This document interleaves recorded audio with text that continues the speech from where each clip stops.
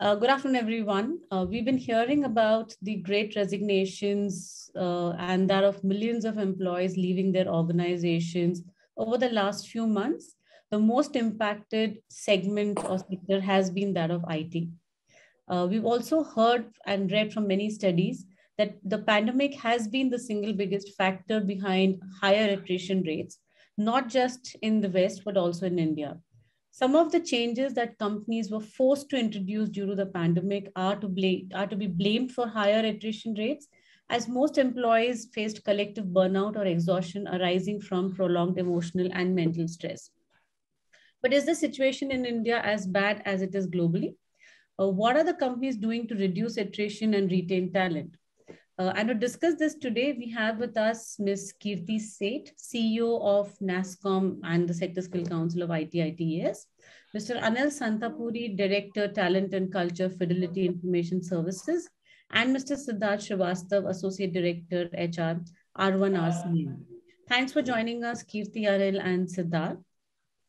We have heard that about 20 million people in the US left their jobs in the last 6 months. Is the situation in the Indian sector, IT sector, that bad, or is it slightly better? And if so, is this going to continue in 2022 as well? I mean, what are we doing to ensure that the impact is not as high as it is globally? I leave this open to all three of you to hear your views. Kirti, would you want to go first? Sure. So I think, Neeti, the first thing I think we have to say is that, is the situation bad in India? Yes, of course it is. I think the attrition levels that have been seen have been over 30, 35%. Is it going to continue to be this way? It's going to be high, but I think it's going to get better. But there's a conundrum in this, because if you see the numbers that have just been released about the IT industry, the IT industry has actually grown. The number of people who have been hired in the IT industry has gone to 5.1 million from 4.6 million, what it was earlier. Net hiring has been 450,000 people last year, the highest ever. So if people are getting hired and the number of employees in the industry is growing, is this the great resignation or is this the great rotation?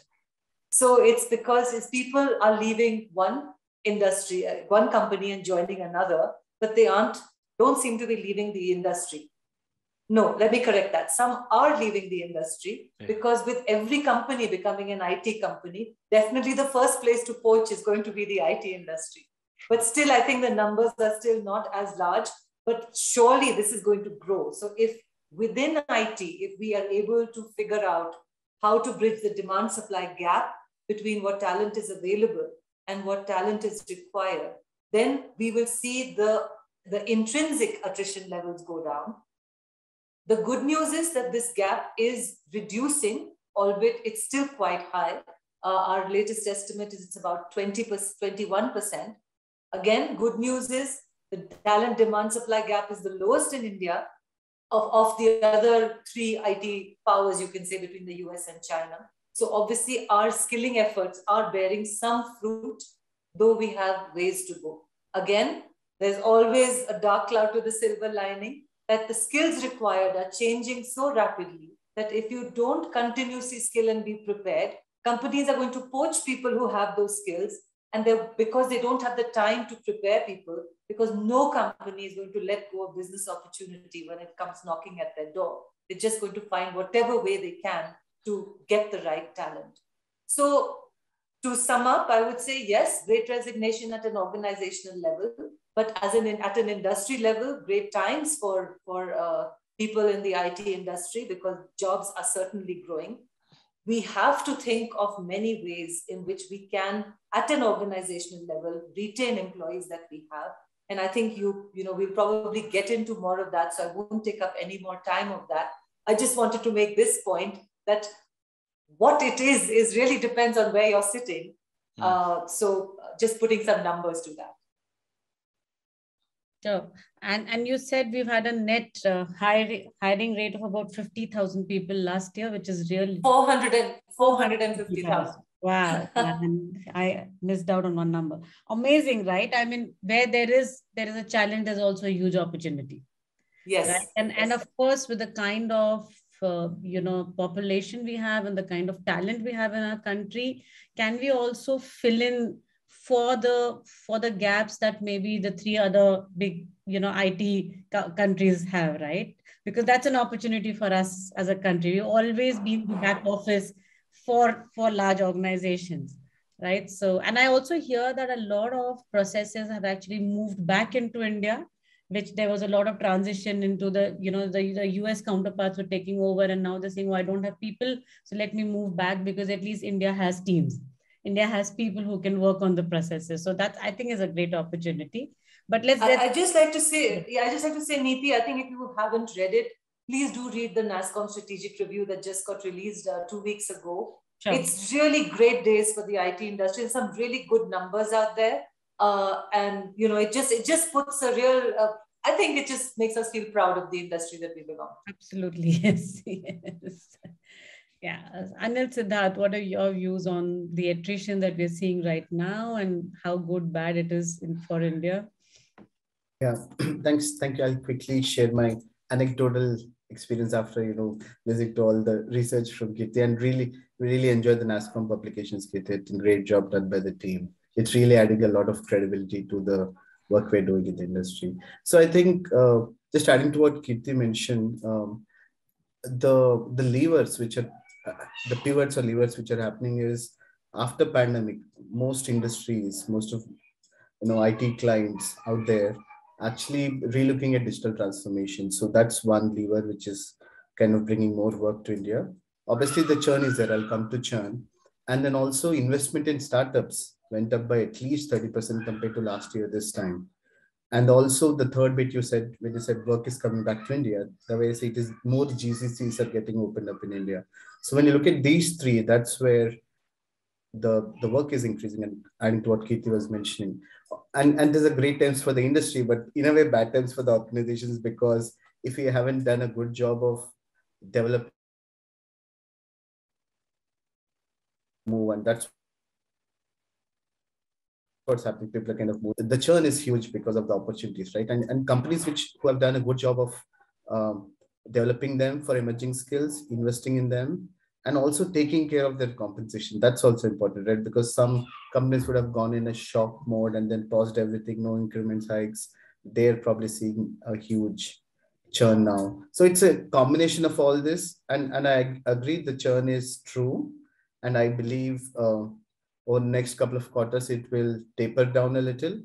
But again, Kirti started with the conundrum. The other conundrum I would like to add is over the last many quarters, not just my organization, but the colleagues I talked to, especially since we started working from home, IT companies started working from home, the employee engagement scores are going up, or in the upward trend, but so also is attrition. So that's a conundrum we need to all solve together. I have some thoughts about it, but they're just my personal opinion. So we need to, unless we solve the engagement piece, it's good for industry, but will it be good for organizations? And I think the answer lies in reimagining employee value proposition. So those are my initial thoughts. Thanks, Anil.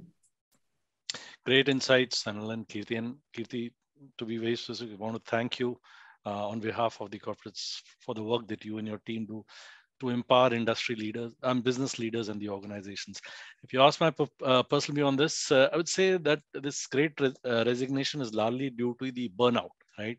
And then additional reasons like the shift from work to work from home, which is driving more and more people into and the drive to within people to move into a more stable position.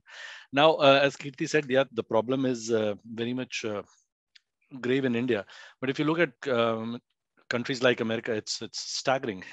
Last year, 2021, only 76 million Americans quit their job, and that's like 40 or 45% of the total employed workforce, or maybe like between 15 to 18% of their total population.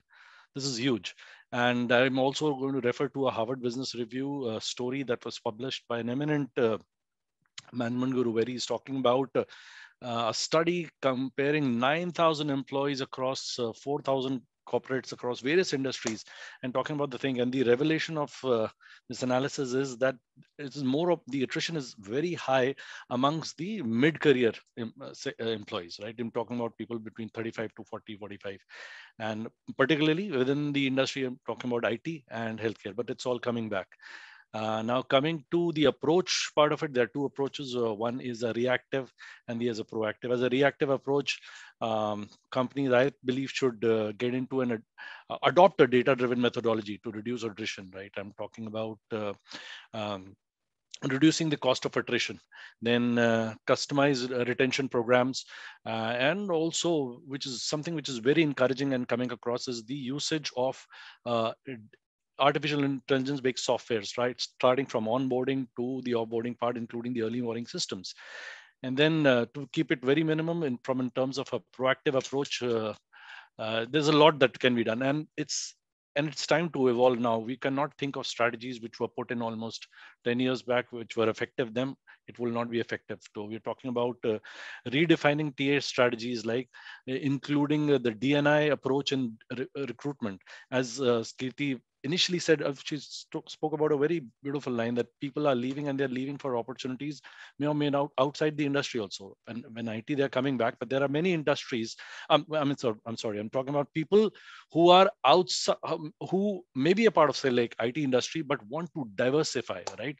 So this is something where companies, they can look at this prospect. I'm not going to refer about the Amazon India's survey of 2021, wherein they said 50% of the job seekers are looking at jobs outside their industries, right? This is something.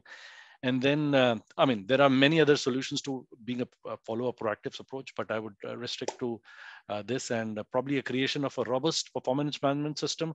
Because see, even in Fortune 500 companies, you'd see in most of them, they would have a performance management system, but they don't talk about concepts like they don't have concepts of career aspirations. The managers, they're not expected to discuss these things with them, which is very important. That's my submission.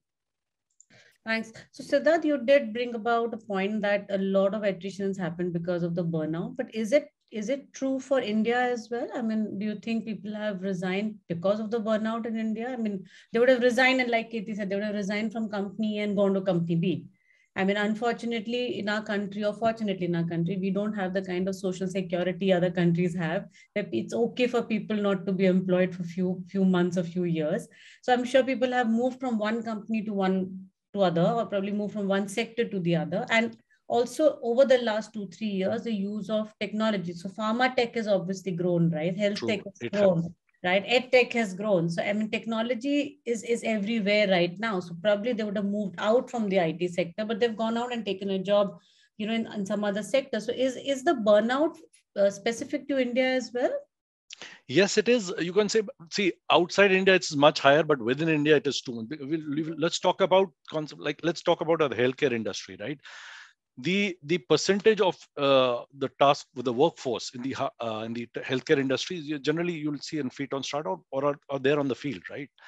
So one being exposed to pandemic, and second thing, with a work like this, it's a very, very probable scenario that within at least the healthcare industry, people may leave are leaving because of the work burnout. And the facts to prove this are that if you compare the attrition of the healthcare and the IT industry with others in the industry, they have 4 to 5% more attrition as compared to the other counterparts.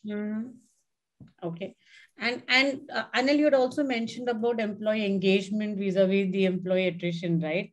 So, I mean, how are we addressing it? I mean, you had some thoughts on how can we address it? What can we do differently to ensure that, I mean, maybe the burnout is real, but as organizations, it's a job also to enable people to cut down on this kind of stress, right? And see how we can give them the space, maybe give them breaks in between. So what is it that you recommend that one could do? Sure. No, I think the burnout is real, but the intensity compared to other countries could be different. For example, in IT industry, we stopped going to office, we started working from home. So the commute time got reduced, but I think people started spending more time on work or at work, right? On the laptops. But then did it necessarily improve productivity for everyone, improve revenue for the organizations? I don't think so. So it was almost like I'm trying to fill in, right? I'm sure some spent time learning, some spent time socializing. So I think doing that for almost 2 years is going to lead to some sort of fatigue. Let me say, I'll not use the word burnout. It's an extreme case, right? So you have stress, fatigue, then burnout. So there's a bit of that stress and fatigue, and it depends on gender roles play a big part in India. As you know, women probably, my partner, she's a working woman, she's a leader in our organization, and we know the dynamics at home, right? So I think all of those come into play, and therefore, when the market kind of opened up again, people probably wanted to have a new start. So that's quite possible. So that kind of pattern is playing out. And I think from an engagement perspective, I believe just like I think Siddharth mentioned, like we're still using ancient rules and process which we started when the IT industry started in India. So if I had to put it in a simple acronym, I use the 3 E's, EEE.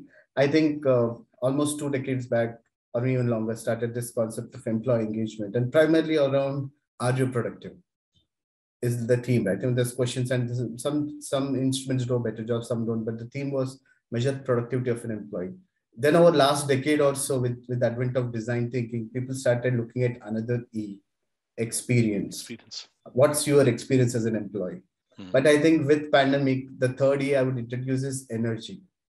What's your personal individual energy? So it's becoming more holistic, and I believe that's where we are going from an EVP perspective, is to look at professionals and colleagues as a whole person, kind of apply this whole person paradigm. So I do have a couple of just 2 slides of approach which I've been kind of socializing. So if you have time a little later, I can quickly walk through those. So I think for me, that's a fundamental shift. So our instruments are still measuring productivity, but are we able to measure? And then the last bit I'll answer, then turn it over to you, is, employees still shy away from MEP programs or member assistance or employee assistance programs because there's a social taboo associated with it, right? But still, what we have seen is across geographies, the usage of MEP program, member assistance, or EAP, employee assistance program, has gone up, including India. But is it in proportion to actually what people are going through? No, there's still a huge gap in terms of people reaching out for professional help. So that's another, and that's where the whole person paradigm comes in, right? Making them feel comfortable, accepted, so they can actually open up and talk about the challenges they're facing. So I think there's still a gap we need to fill there. Yeah, thanks. And Kirti, Siddharth said that the burnout was mostly in the mid-management or mid-segment level, right? And not as much at an entry level. And maybe because the youth is more keen to learn, continue, more resilient, at least in the initial few years. But then why is it that organizations are not looking at preparing their own talent? I mean, we are actually in a talent war. We don't have enough people. And at least at an entry level, our organizations, keen to prepare their own talent, make investments in their skilling. And, Kirti, that's really where your organization also comes in, right? Where you are preparing people and handing them over to the industry. So do you see that growing as well in the IT sector? There's no choice, Neeti. The IT sector won't survive if we don't aggressively skill and reskill people. The data that came out, again, I go back to data because there's nothing that illustrates it better than numbers. Because, in 2018, when this report came out, 2017, I think it was, which said that 50% of the workforce in the IT industry will need to be reskilled or will become irrelevant. And that was the time when it was even said that 9% of the jobs that will exist don't exist today. The jobs that will come up tomorrow. And actually, it's amazing how true that report is today, because there are so many jobs today that didn't exist earlier. That's one part of it. The second part, what you said was, are companies doing this? Absolutely, they're doing it. But there is one thing that is changing, and at least I'm hearing it is changing, because I'm not in an IT company, so I can't say, but definitely in every forum, there's one thing that I'm hearing a lot about, is that the accountability of learning and accountability of skilling yourself is shifting to the learner. Saying that we are going to, as companies are saying, we're going to enable you, we are going to give you resources. As you know, I lead Future Skills Prime, which is the initiative between NASSCOM and Ministry of IT. Now, this is the government and industry. But NASSCOM stands for industry, METI stands for government. So at an industry level and a government level, we are making this big statement to say, here's a platform. This has all the skills that you need. Come and learn. Access to the platform is free. Anybody can go to it and learn there. Yes, if you pick up a course that has a price attached to it, pay that money. But hey, we'll give you 50% of that money back if you get certified. Now, if all this is made available, and this is only one platform that I'm talking about that we are running, but there are so many out there, and there are so many inside companies. Every large company has a very well-structured learning ecosystem with learning platforms, learning organizational development departments. So it's excellent. So now you as an employee, are you going to grab this with both hands and make that investment to learn or not? So that is where some onus on the learner is coming in. About 60 to 70% of the upskilling that has happened for digital skills in the last year, and this was another number that was in the report that was released, has been done by companies reskilling their employees.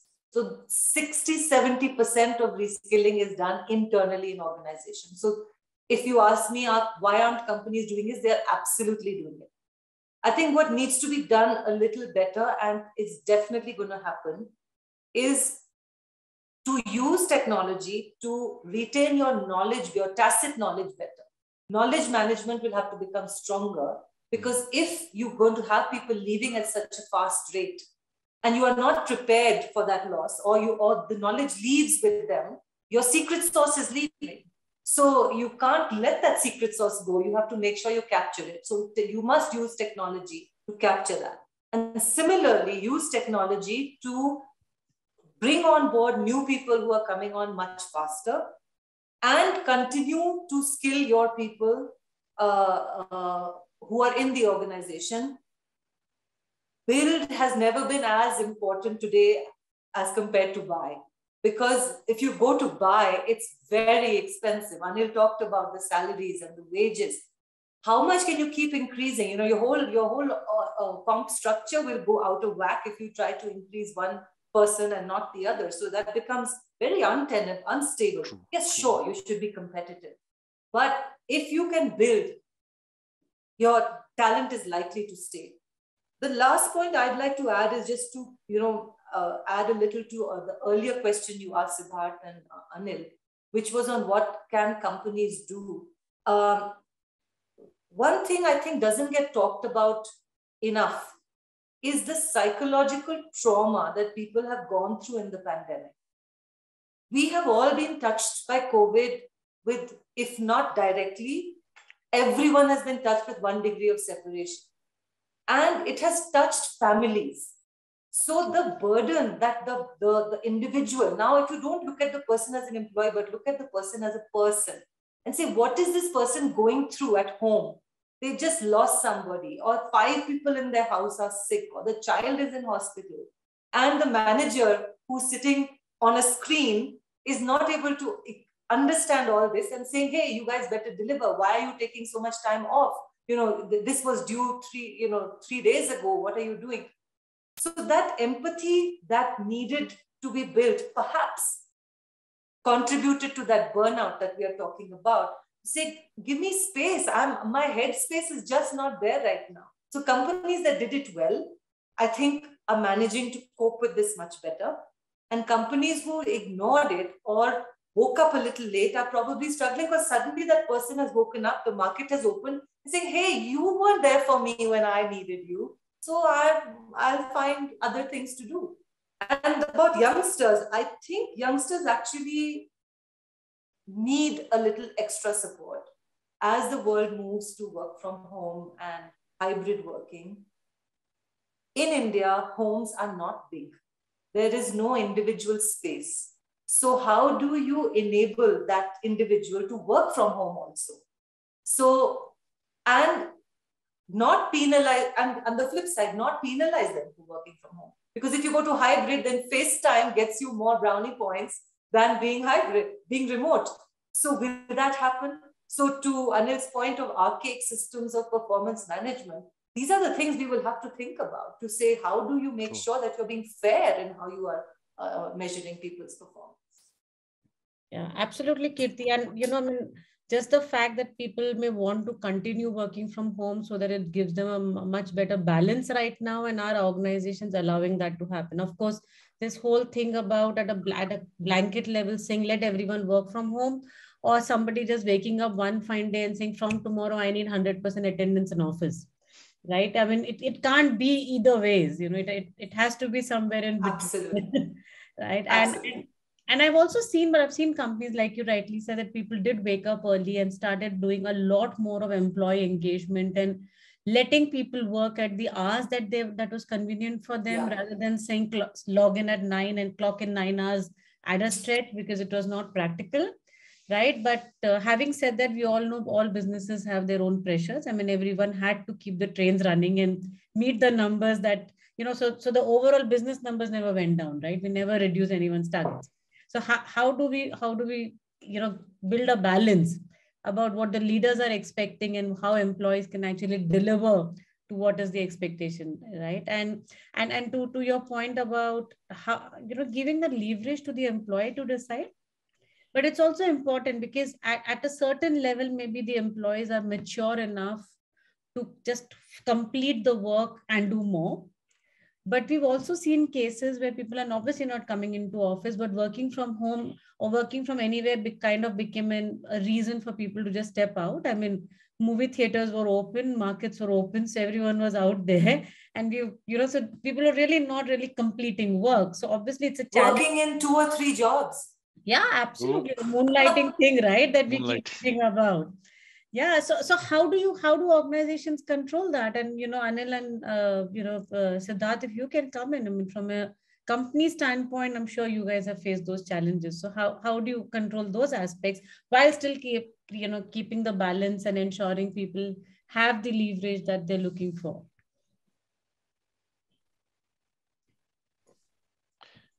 Yes, Siddharth. I'll have a single answer and short answer to that. I'm going to refer to my erstwhile organization, which is Erickson, did just 1.5 year, 2020. Yes, 2020. And this is a beautiful concept, right? I'm talking about Erickson on the Move, right? Erickson on the Move is a company-wide cultural transformation program that they conceptualized somewhere in 2019, and they worked brilliantly on that, right? They spend a fortune on it, and this EOTM, we call it, it's a short form, Erickson on the Move. It talks about 5 core leadership values, right? And when I talk about leadership values, I'm not just saying that only the leaders are expected to follow. The way they have this across all job stages, across all functions, departments is brilliant, right? Where the expectation is, and these 5 values are empathy and humanness, right? Where the organization says that we understand, we are empathetic towards you, and we understand, right? But at the same amount of time, they're talking about spread empathy and humanness while you're talking to your colleagues, bosses, or you're talking to, let's say, for example, your third party, your suppliers, etc. Cooperation and collaboration, that's the another thing. The company talks about fact-based and courageous decision making. We talk about it, they're talking about executing speedily and fostering a great speak up environment. So this is a brilliant concept, and people are encouraged to talk about it. You will see that HR will reach out to anybody. I'm not just talking about leaders, and people will reach out to anybody in the function. I'll say, why don't you put a blog on these focus areas, etc. People, there's so much branding around it, right? Which brings in such an amazing sense of loyalty towards the organization. People start respecting. And the best part is this organization, Erickson, they were measuring this also. So they, in their employee engagement survey, which is a standard survey, they included questions on the Erickson on the Move focus area also. Very, very positive response. What I see this is, if you develop such concepts and then you inculcate a much needed loyalty among. Yeah, I'd also heard about Erickson on the move, and I think it's a great idea to just take this forth at across company, right? It doesn't matter at what level you are. Everyone True. is actually living and breathing that concept, and you're saying it obviously helped Erickson over the last 2-3 years also. Then in that case, True, indeed. sure. Anil, any views from your Sure. end? Thank you. So I'll take an example of CGI, where I worked for over last 2.5 years. Uh, couple of best practices we did there, which made a huge difference. One was just before pandemic, we launched a charter called Human Capital Strategy, which was actually sponsored by business, not by HR. HR was the enabler. And it had three critical themes: graduate transformation, diversity and inclusion, and upskilling and reskilling. And there are numerous initiatives we started off pre-pandemic, and during pandemic, we actually accelerated of them. One initiative which we accelerated was digital learning platforms, including Future Skills, the B2B version, which Kirti spoke about, along with other platforms we have. And from a data point, what I can tell you is 2020 and 2021, the total learning effort by employees in APAC region on an average went up by 40%. So compared to pre-pandemic. So digital actually enabled it. Obviously, it's important, it's an LXP, therefore the UI UX also adds to it. The other thing also was the content was relevant, content was curated, and it was focused on emerging tech. So there was a couple of things which went there, but digital learning platform will actually help reskilling at scale. And that's a case in point. And in fact, along with NASSCOM, we wrote a case study, which is available on NASSCOM's website. So, all of you can quickly go and read that. So that tells the whole story. The second thing was, at the same time, we started investing in our managers on building coaching skills for them. So the mandate was to certify every manager as a coach. And that's really important for the kind of conversations we're talking about, right? The conversations a manager needs to have, the style a manager needs to adapt, also came in really handy. And the third bit was the whole reskilling itself, where we, based on our VOC, voice of clients, picked few areas and created communities of practice there, and then deep skill people after they got introduced to the basic emerging tech, started deep skilling them. And some interesting things happen, which is it's a nice roadmap, it's a nice experience for organizations. So one was just training is not enough. You have to give them time and space to practice. So first we gave them practice labs at scale.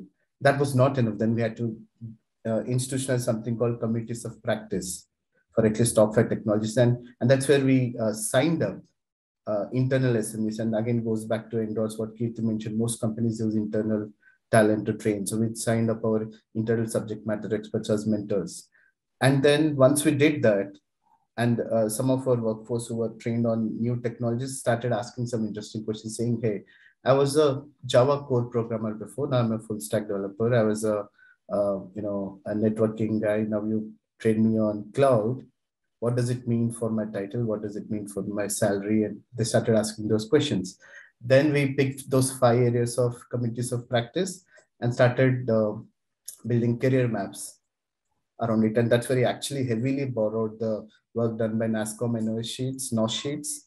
And actually, instead of starting from scratch, borrowed them and built career maps. So it's a very, if I have to kind of summarize, bring everybody up to speed to foundational courses on emerging skills, then put them on deep skilling at scale using platforms, and then simultaneously start building infrastructure around communities of practice so that you can support them to create POCs, but at the same time start thinking about what does it mean from job and career levels, how they would change. And that's when you are actually moving your organization to kind of prepare for the future. So that's the sum of pilots we did, which were quite successful and gave us a view of how to kind of deal with the whole reskilling at scale. So yeah.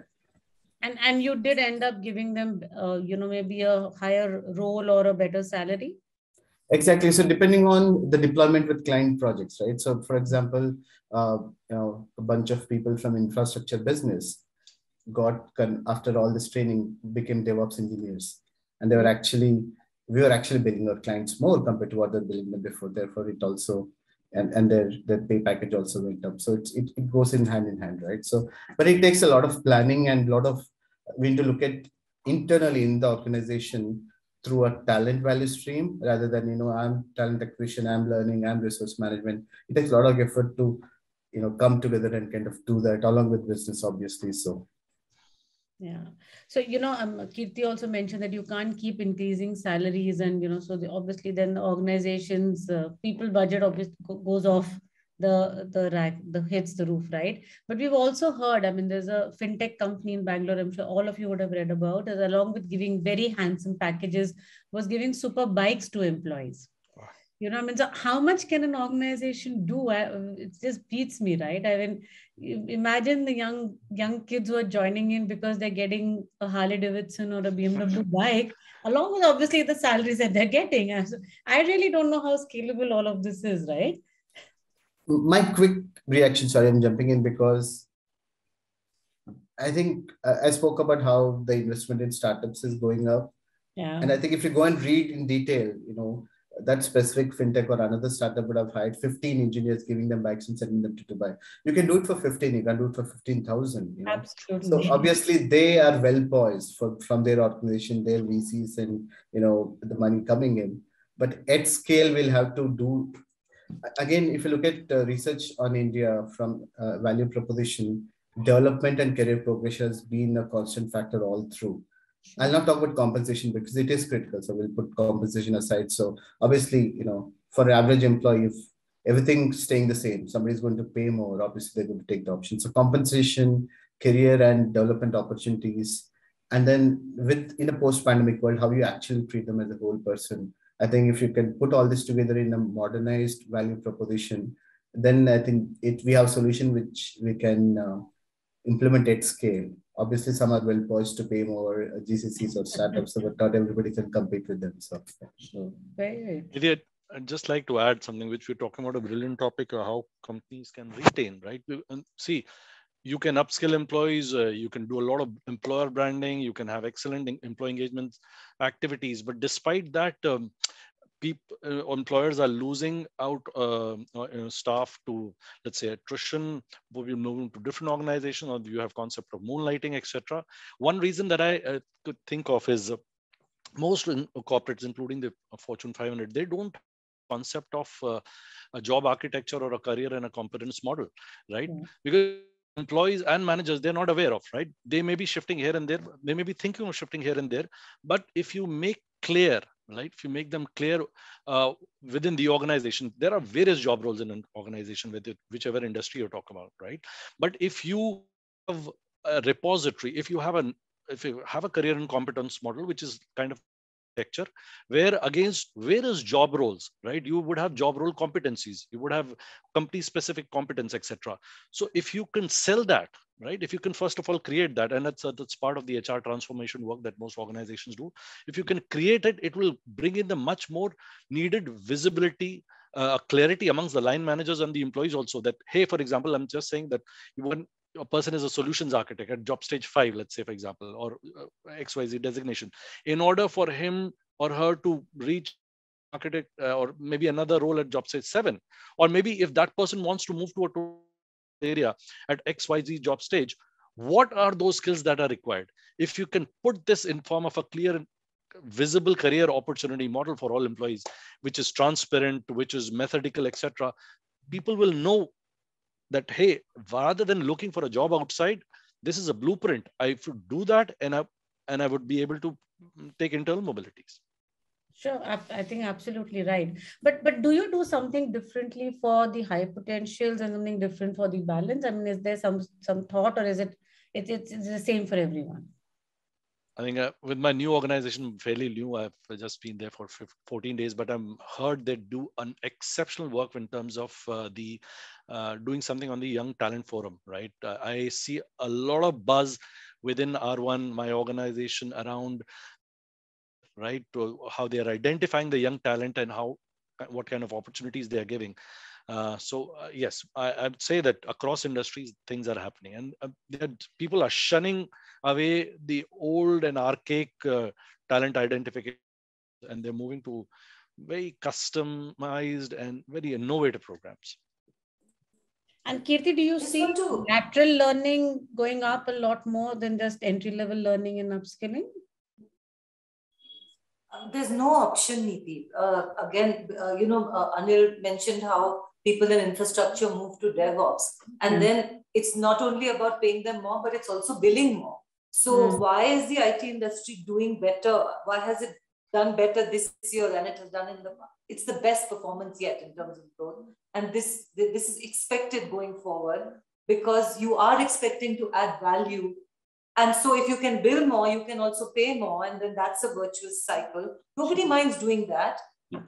So lateral learning, absolutely critical. And I just wanted to add to Siddharth's point of career maps. I think he's spot on because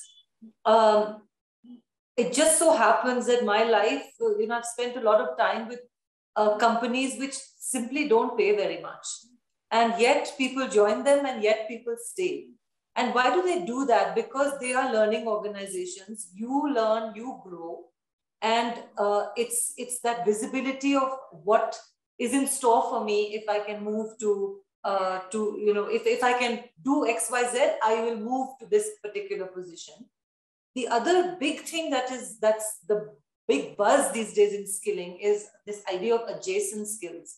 So no longer a career they're no longer, as we call it, we say they're no longer career ladders, they're career lattices. Because you could be, and Anil's example was one such, right? It was a career lattice. You were doing something and then you made a shift, and it might be a diagonal shift. So it was up and side, not just side. And then you could go, completely 180 degrees if you so choose, if you decide to invest in yourself.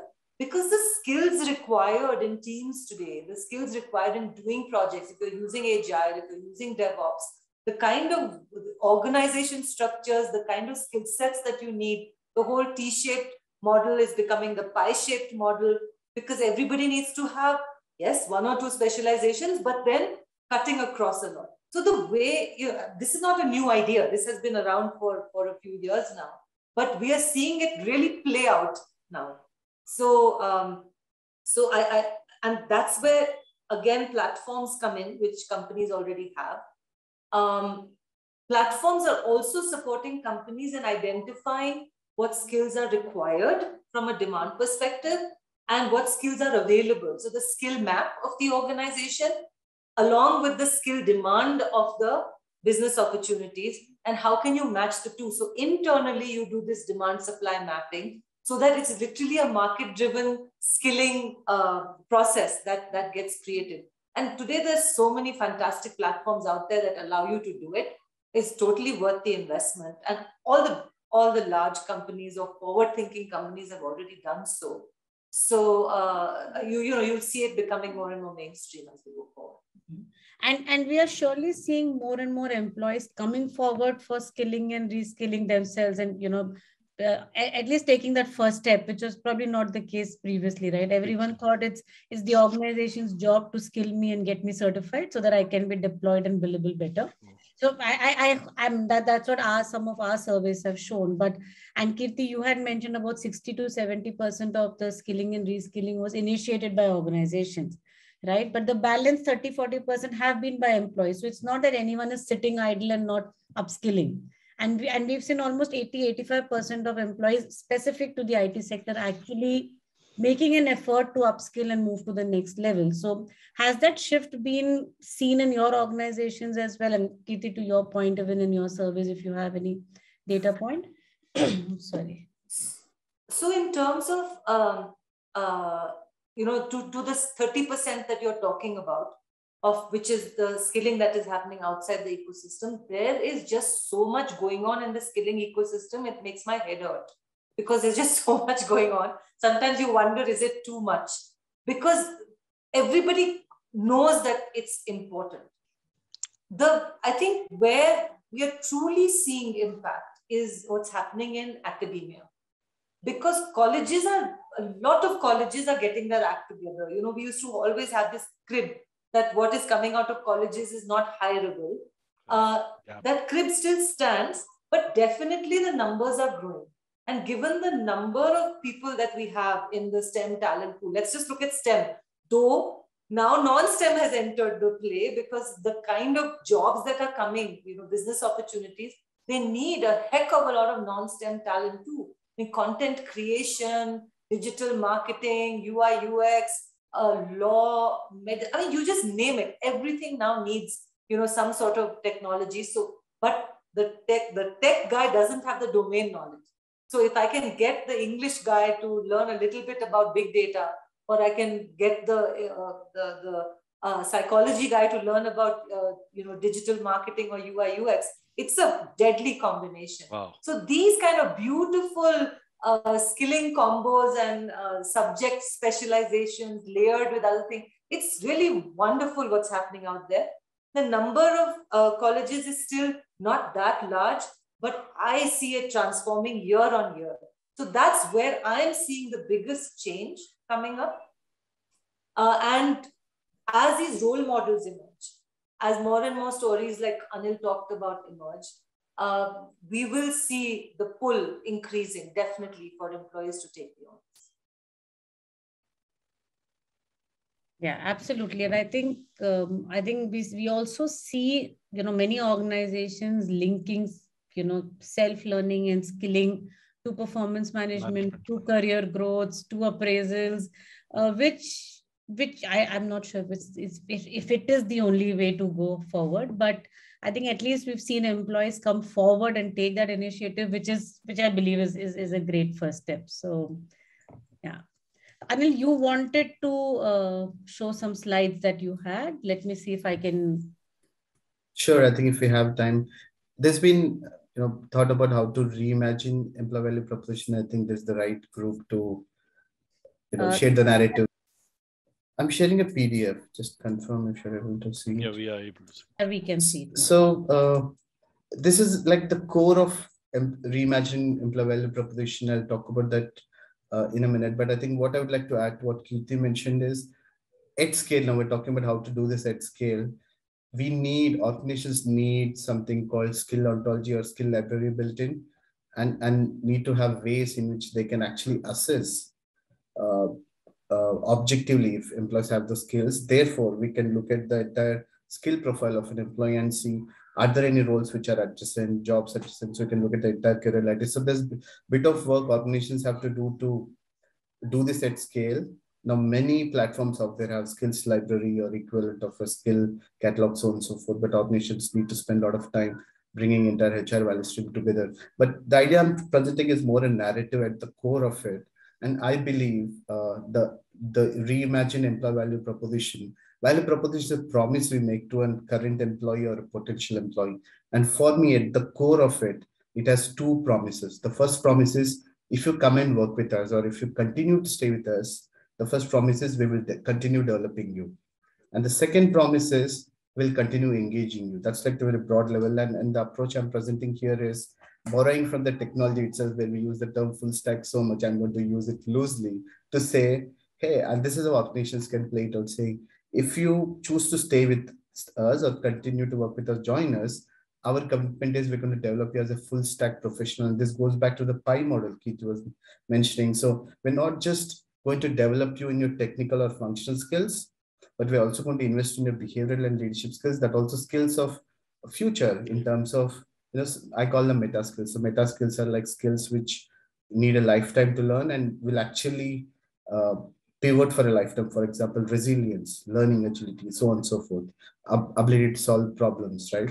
So we'll not just train you on technical functional skills for the role, business domain you're working in, but also on behavioral leadership skills. And what is more important in the modern world is data literacy and tech literacy. So like this 4 sides of 4 or 5 sides. And then also taking the view of the youngsters we spoke about as they hop jobs or even suddenly get a 100% hike, 80% hike, which you're hearing now. Also help them with some fundamental financial planning so that they don't go about, riding the flashy car they received, or, pander off all that received. So the idea is to build, first promise is, if you come and work for us, we'll develop you as a full stack.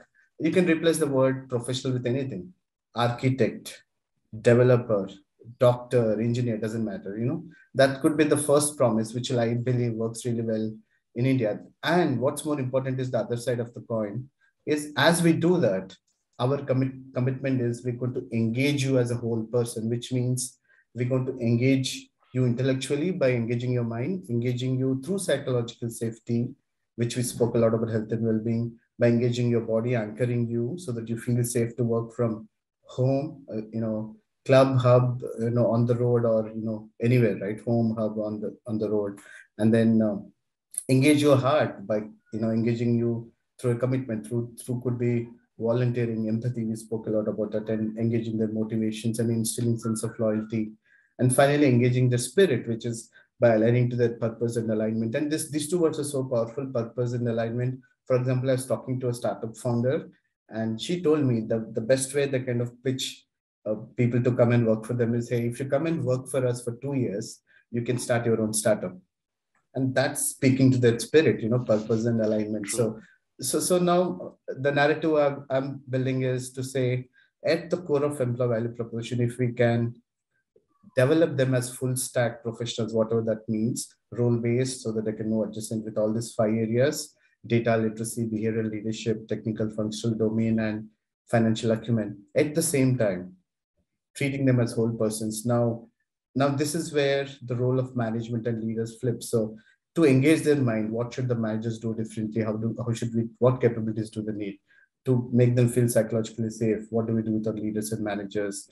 Spirit and heart. That's where we need to relook at how the management needs to be ready. And that's where the skills of leadership comes in. We need to relook at all this. But I thought I'll present these two thoughts about what I believe are as Reimagine future EVP. So I'm open to hearing comments, feedback on this. I'll stop sharing the screen and turn it over to you. I think you just did Neeti's job and summarized everything in these two Absolutely. Thank you so much. I was about to say that. And I'm making notes on all the things that, as organizations, what do we need to do? Obviously, compensation, organization culture, and then everything else that you put together, right, Anil? I think it's a great thought process. Yeah, great thought process. And if we have to just ensure that we keep our talent to our organization, there's so much more that we need to do.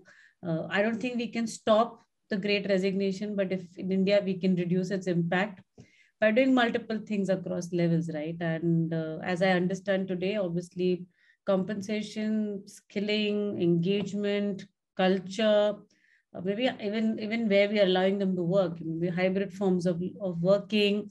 There's just so much that organizations can do. Am I missing anything else that organization is doing or need to do? Trust. Yeah, absolutely, yes. Because especially with this world where you don't know and people are moonlighting and all this is going on. Yeah. At one level, we need, as organizations need to trust, but at the other side, employees need to be trustworthy and be seen to be trustworthy. True. Because that's going to become, absolutely critical. You can't possibly monitor everyone 24/7 to say, when did you log in, when did you log out, where are you working from? Somebody suggested in one of our management meetings, why don't we monitor everyone's laptop location and see where they are? Just one sentence made 10 people piled on and said, do you mistrust the group so badly that you're going to do this?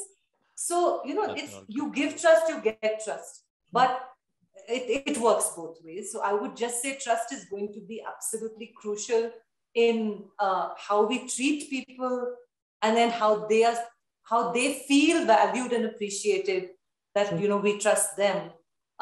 This trust is going to be, I think, one of the our overarching values as we move into this, future of work and future of employment, if I can call it that. And as you rightly said, it's a two-way street, right? It's not just one. It's not just the organization; it's the employee as well, right? And hopefully we'll be able to create pathways where we know that the employee is not doing anything that he or she is not supposed to be doing. So you can monitor it. And one last point we have about 4 minutes is, how do you then change the way we manage performance or we monitor performance? I know you guys mentioned about changing the way performance management works in today's environment. What are the tweaks that you can bring to the table? Some recommendations on that side. I can quickly add, I think most organizations, or at least progressive organizations, have done this even pre-pandemic. So one of the organizations I worked for, Western Union, back in 2017, we did this to get rid of the performance ratings, the actual ratings, and move to quarterly conversations, which are more forward focused. So you talk about, hey, let's talk about two goals. One performance goal for next quarter and one your aspiration from a career perspective. And therefore, the manager needs to take a very coach kind of a view to the conversation. So kind of getting rid of ratings and making it more future focused, which obviously means you need to do a complete overhaul of your reward system behind the scenes. But I think we need to kind of build on that and have even more, build on that as we go. But I think that would be a good foundation to make it more forward focused, aligned to their aspirations, so on and so forth.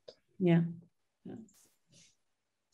Siddharth, any views from your end? Yeah, like I said, I'll say the same thing again. Companies, if they are evolving, they need to look at beyond goal setting and the year-end discussions. Talking about the concept of career aspirations, right? Not just in a verbal discussion, but integrating or enhancing their performance management tool by strict. And the manager writes something on the career aspiration side, and the employee also puts it. You can involve it to a level where you ask, where do you want to move? Let's say you break it up. Initially 1 to 2 years, where do you see yourself? Then 2 to 4 years, where do you see yourself? Document it, periodically review it through the check-in sessions, and then taking it a little further, you at the end ask whether you're okay for a role, yes, no, and then ask him or her to take that opportunity. Yeah, absolutely. Kirti, any thoughts from your side?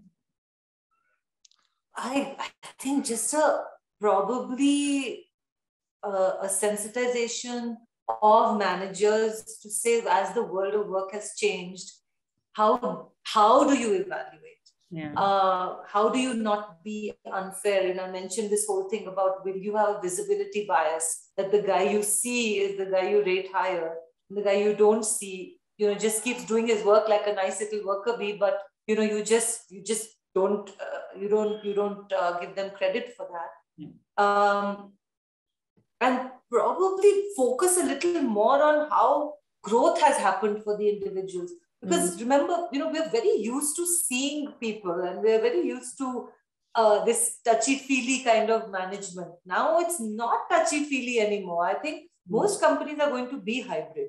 That's what it's seeming clear to me, that you can't justify the 3-hour commute anymore. You can't justify going to office to work on emails anymore. So, why? So how do you measure this? But everybody needs to understand that this has changed. So while what Siddhartha and Anil are saying are important from an implementation point of view, who's going to implement it and with what thought process? So probably some training, a lot of training has to happen. Coaching, I think, Anil, I think that was a better word. That coaching has to happen. Say, how are you thinking about how you're measuring people? Absolutely. Yeah, and you're right. I think sensitizing managers on how, maybe just for them to empathize with their employees is very, very important, because it's not just about numbers. It's also a lot to do with people and how they're managing these people. So just so much more for organizations to do. But obviously, all of us have learned either the hard way or through other examples, and we have started making small changes in our own small ways. And I hope we are able to get to a point where we say, oh, the Great Resignation really doesn't impact India.